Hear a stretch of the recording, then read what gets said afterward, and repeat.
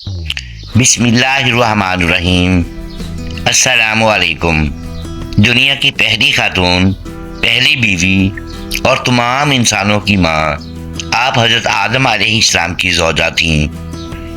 روایت ہے کہ جب حضرت آدم علیہ السلام کی تخلیق ہوئی تو تنہا ہونے کے سبب آپ بہت اداس اور بے قرار رہا کرتے تھے۔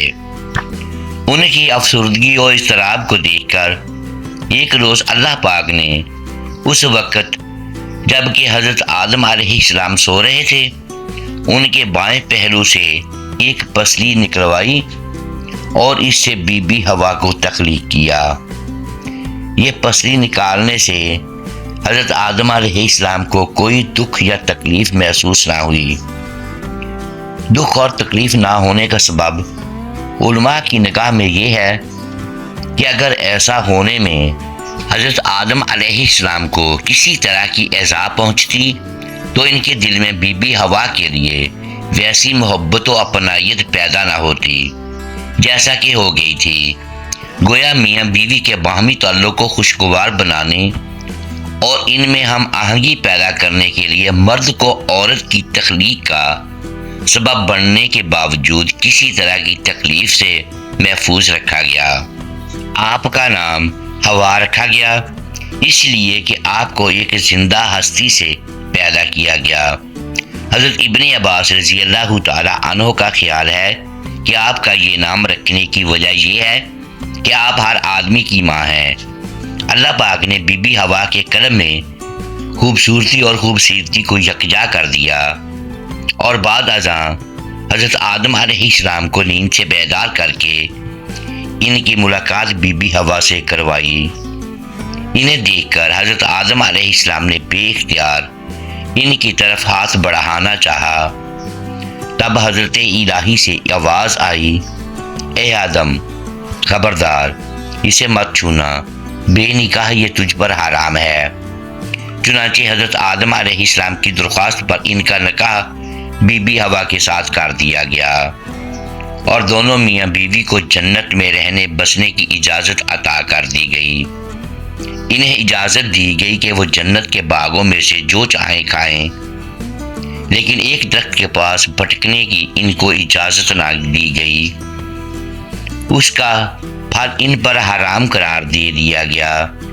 شیطان لعین جو حضرت آدم علیہ السلام کی تخلیق سے ہی ان کا دشمن بنا، ان کی طاق میں لگا بیٹھا تھا، ایک روز موقع پا کر وہ جنت میں داخل ہوا، بی بی ہوا کے پاس پہنچا اور انہیں ورگلایا کہ اللہ آپ کو جنت سے نکالنے کا ارادہ رکھتا ہے، اسی واسطے آپ کو اس درخت کا پھل کھانے سے منع کیا ہے، کیونکہ کوئی بھی اس درخت کا پھل کھا لے گا تو اسے کبھی جنت سے نہیں نکالا جائے گا۔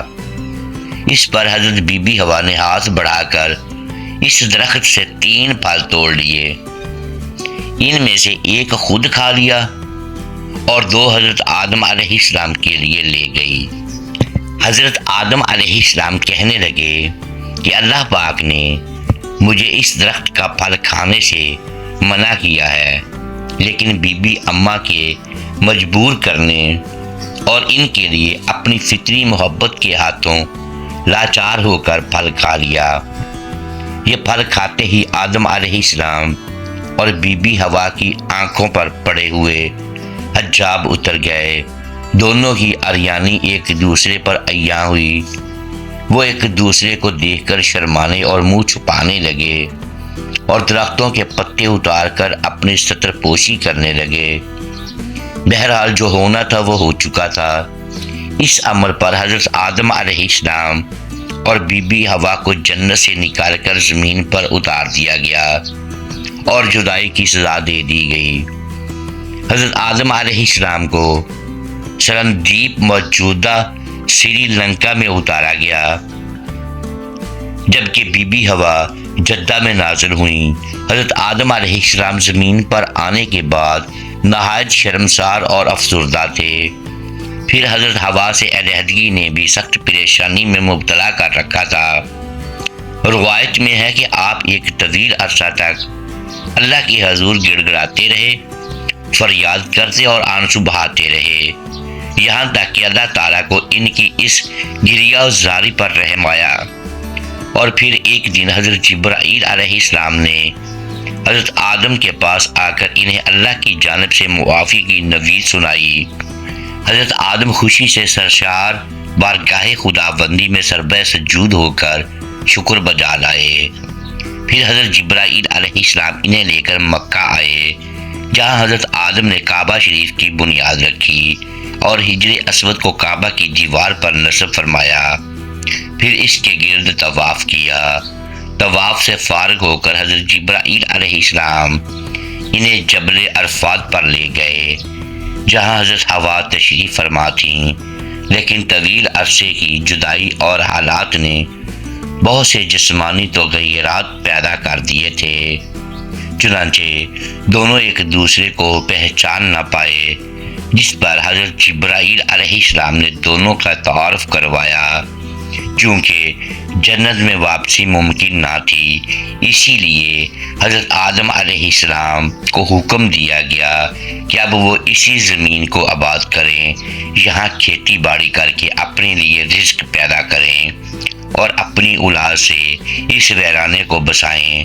حکم الہی کی تعمیل میں حضرت آدم علیہ السلام اور بی بی حوا زمین پر زندگی گزارنے لگے اور اس وقت کا انتظار کرتے رہے کہ جب خالق حقیقی کی طرف سے واپسی کا اذن ہو۔ حضرت آدم علیہ السلام اور بی بی حوا نے اپنی اولاد کو اللہ کی اطاعت اور دینی حق پر کاربند رہنے کی تعلیم دی۔ پھر حضرت آدم علیہ السلام کی وفات کا وقت آیا اور فرشتے گھر میں داخل ہوئے تو آپ سمجھ گئے۔